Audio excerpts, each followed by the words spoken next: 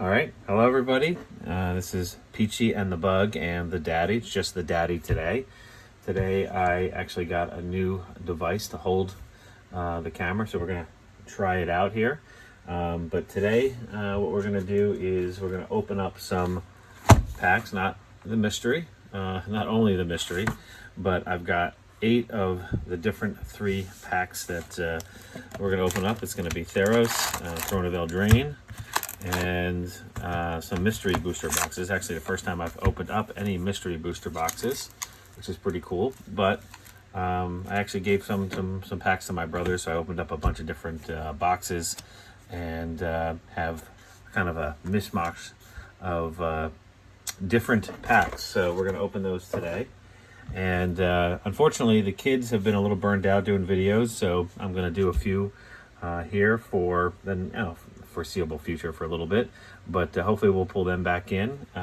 We always want Peachy and her comedy and her comments on all the cards, and we always love the Bug for what she does with explaining everything and really being good at explaining the cards in the game and everything. So but okay, so it looks like these are really the ones that are the top cards. Obviously the full art ones are the ones that that are more expensive than the others, but the Great Hen seems to be the top one. Brazen Burrow, of course. Questing Beast. Look, Oko is still up there. Embercleave, obviously a big staple, but I can't believe Oko's still up there. Probably around $8, $9, $10 for the non-full art.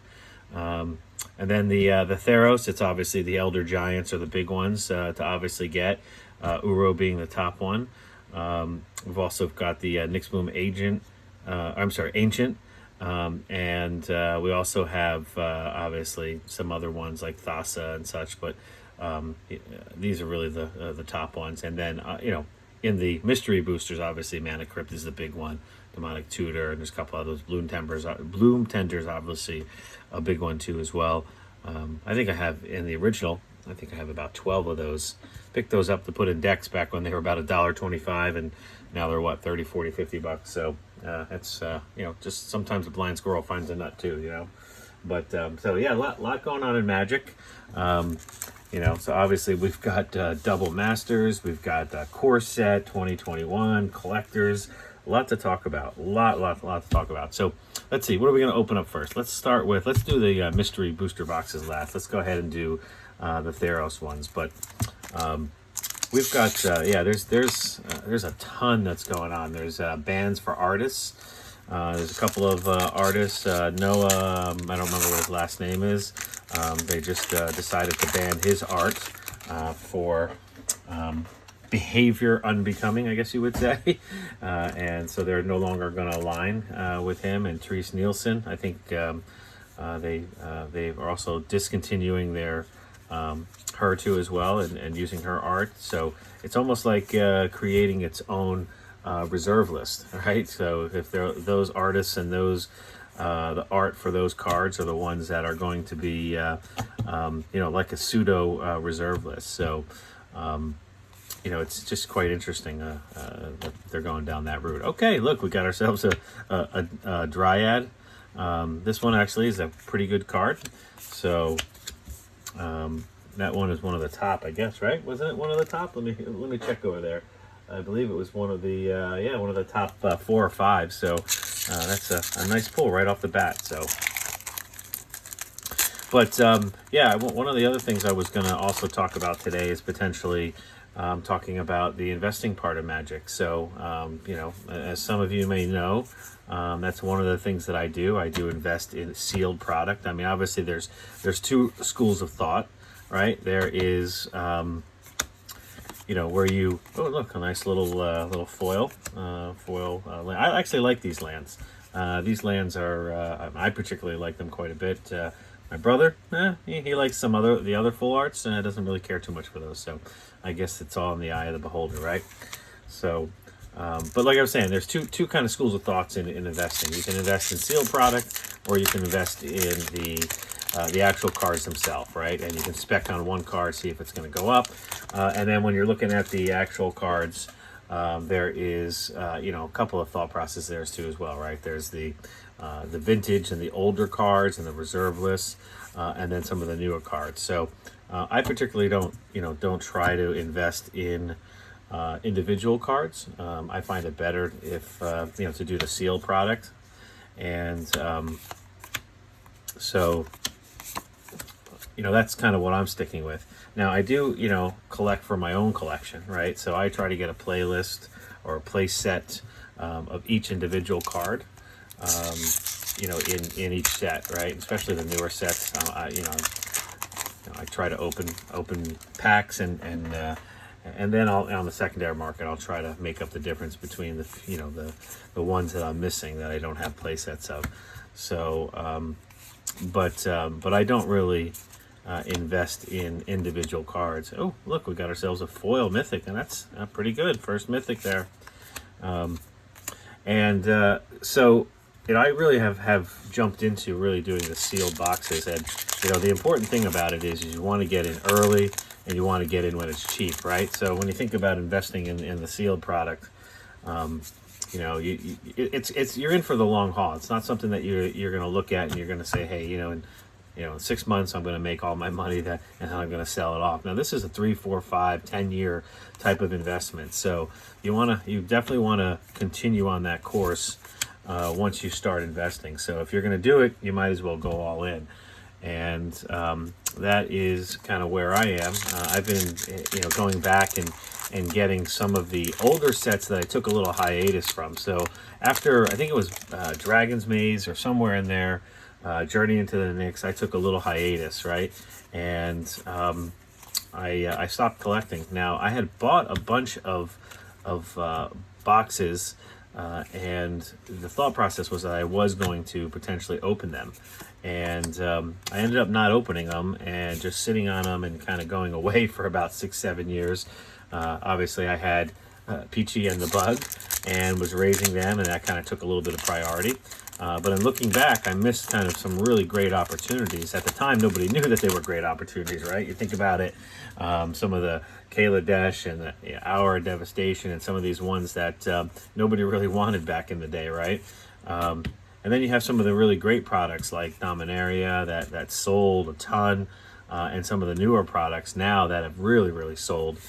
And I think there's some money to be made sitting on some of these newer sets. Like, for example, I think Throne of Eldraine, this one here is I think it's going to really go up eventually when you're looking 5, 6, 7 years out, and that quantity goes down in the market and the amount that's available goes down. I think that's going to be a $300, $400, $500 set eventually. I think people are really enjoy that set, and it's going to be sought after. I'm just not sure how the collector's boxes are going to impact that, right? I mean, that's kind of the the question that nobody knows is, are the sealed boxes not going to be worth as much because of the collector boxes, or are they both going to go up, right? So I have a position actually on both of those. So I actually have a position where I am sitting on both of those, several cases of each of those, and I think that's kind of the way to go. So I think eventually somebody's going to want to have a play set of all the collector boxes, assuming that at some point they're going to discontinue them. Who knows? Maybe this is the wave of the future and they're going to keep doing it. But like I'm saying, I'm kind of getting a little off track here. But so I kind of went back and have been looking at acquiring some of those boxes from the Dragon Maze all the way up to War of the Spark. I had not bought any of those boxes when they were out, so unfortunately, maybe I should just do it this way, right? Maybe also put those back, but unfortunately, so I don't have a lot of those, and I've been trying to go back, and when you do that, you're buying them at a premium price, right? You're not buying them at the $80 to $90 shipped price. You're really getting them for $110, $120, $150. So it's hard to really to get that ROI from investing in those products. So you really want to get in early and often. So for example, all the products that are in standard right now, if you want to jump into investing in those particular products, that is actually the way to go. Again, it takes a lot longer. You can obviously spec on something that's, you know, like for example, like an Avison Restored. I mean, I bought probably close to 4 or 5. I think maybe have 5 or 6 boxes of those, but I bought them at $260, $270. So when you think about it, I mean, you know, in order to get a, you know, 10% return, that's got to go up $30 or so. You know, a little bit over a 10% return. So, you know, so that's why I think really when you look at it, the best way to go is to go in the market with the products that are in standard right now, because they're easily could, you know, in 3, 4, 5 years be $150, $200, and you've doubled your money. So to me, that's really the way to go. Try and Print's really nice card. Used a lot in standard. Been pretty happy with it. I have it in quite a few of my decks. So wish I would open this pack a little while ago, because I think I bought one on the secondary market not too long ago. But again, this is actually one of my favorite sets. I think the Throne and War of the Spark and some of these new sets they're just great. I've really enjoyed coming back to Magic. And oh, it looks like I have a little bit more booster packs than I had thought. So maybe I'll grab a few more of these Throne of Eldraine packs and open them. So. What else is going on in Magic? I mean, like I said, we've got a ton of stuff that's going on. A lot of reprints coming out. A lot of people are very happy. Oh, we got ourselves a rare foil, Giant Killer. Not too bad. Not the best, obviously. Let me go grab those other ones. But yeah, we've got a lot of reprints that are happening. I guess you're looking at also 1, 2, 3, 4, 5. I think we need 5 of those. We're looking at some really nice reprints in Core 2021. They finally got the memo that they need to make a great Core 2021 product, or a core product, I should say. And I think they're you know, reaching back into the vault and reprinting some cards, and some cards that frankly probably should be reprinted. I think what do we have? There's a Ugin that's in there. There's a couple of nice new Planeswalkers. Obviously, the Teferi Planeswalker, take 2 extra turns. I don't know if anybody's going to really be able to get that to set off, but if they do, that would probably be pretty epic. And then we've got the Double Masters thing. I mean, that thing is just crazy. So, you know, I've picked up several boxes of that. I'm kind of waiting to see what the price is going to level out at, because I think, you know, I picked them up for maybe $280 a box. I think Amazon was $300 a box, right, when they sold out. Who knows what it's going to debut at, but maybe it'll debut and then it'll drop down to $250 or to $240, and maybe I'll pick up some more boxes, and who knows, it'll skyrocket and continue to go up. I mean, I usually think when supply comes out, you know, obviously it goes down, so the price goes down, and hopefully I'm being happy to pick up some other products or some other boxes there. So, but the question is really about the VIP packs. Who's going to buy that? I mean, I really want to buy 1 or 2 of those just for my personal collection. I don't know that I can sit on any kind of substantial amount of those boxes because they're just so expensive. But who knows? Maybe the value is going to be through the roof and it's going to be worth it. So I don't know. We'll see. We'll see what it comes out at. I think it's, you know, what is it? 300. It's going to be double. It's going to be like $400 a box or so. But I'm just waiting to see what that's going to be. We'll see what's going on there. And then the other wild card is Jumpstart. So I actually picked up a few boxes while it was in the cheaper realm. Because I always when a box, you know, comes out, I always just try to grab 1 or 2 there and sit on it and just see kind of what we get and see what the price does. But it really has skyrocketed, almost like these mystery boosters. That's really interesting. So these mystery boosters obviously are closer to $200 now, and the Jumpstart has jumped up to what, 130, 140, and it hasn't even been launched. So, oh, we got ourselves another Mythic, the Royal Scions. I think I might need that. Actually, need that card or close to it. I think I don't have 4 of that actual version. So, but yeah. So I think you know, the Jumpstart product is interesting. I think that will eventually come down. But I think a lot of people did not order it. So I think, unfortunately, the supply in a lot of stores is going to be really low. Now, I don't know what that means, or if it's going to be available, or what the case may be. But so we'll kind of see what happens there. So how are these set up? Let's see.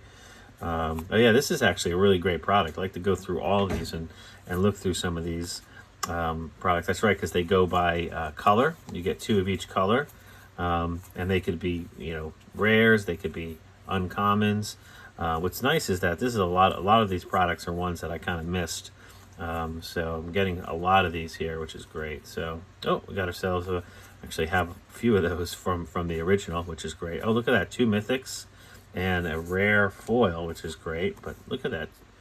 Oh, that's a pretty darn good pack right there. So we're going to go ahead and combine these 2 here. These over here like this. And it looks like these, you can't really see these that well, so put those down. So put those here. I'm not really sure how to really sort those, but yeah, these mystery boosters are great. I think, like I said, I probably picked up maybe 8 or 10 boxes of these. I opened 1. I don't know how many I'm just going to open, but it kind of a little bit of my OCD. I don't like having all these products and random products that are from random sets just kind of sitting out there. I like to have everything nice and neat in their own little fat packs, but unfortunately I can't do that with this kit. So Tempest, what is that? Yeah, from the old Tempest, and looks like we struck out a little bit there, but Deep Glow Skate from, I don't even know what set that's from right there. Looks like 2018. Interesting. So I think that's where we put the rare down in a foil. But again, yeah, this is a really kind of crazy product.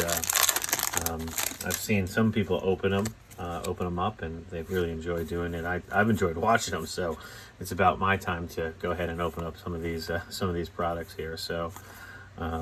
There's a Hydra. Hydras are going for some reason, probably because of Commander and some of the cards that interact with the Hydras. These are going with the X.